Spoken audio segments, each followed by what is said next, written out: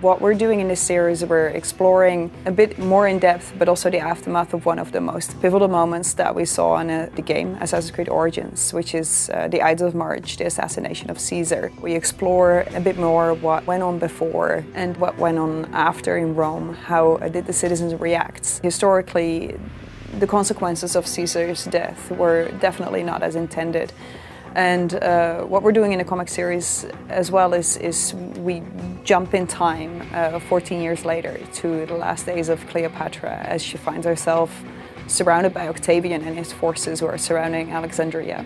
So we have two different locations, Rome and Alexandria, two different time periods, but what we do in this story is to kind of show how they're interconnected, like a butterfly effect. Aya is one of the most important characters of the Assassin's Creed lore. Together with Bayek, she founded the Hidden Ones.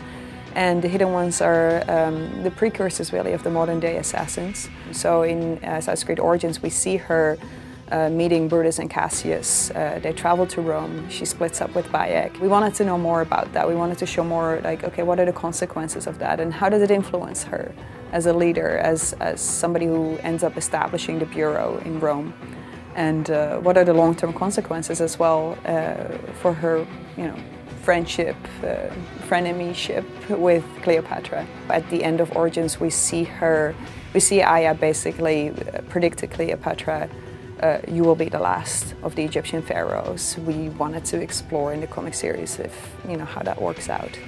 There are a few surprises. One of the things that is not too much of a spoiler is that indeed that we are fleshing out more of this friendship between Brutus and Aya, and their differences in their points of view and how to approach things, and how in many ways what happened with the assassination of Caesar, the aftermath of it, how it led eventually to the development of one of the tenets of the creed. There are surprises, there's a lot of depth, there's a lot of tiny little references, Easter eggs to discover. But yeah, I'm not going to spoil anything.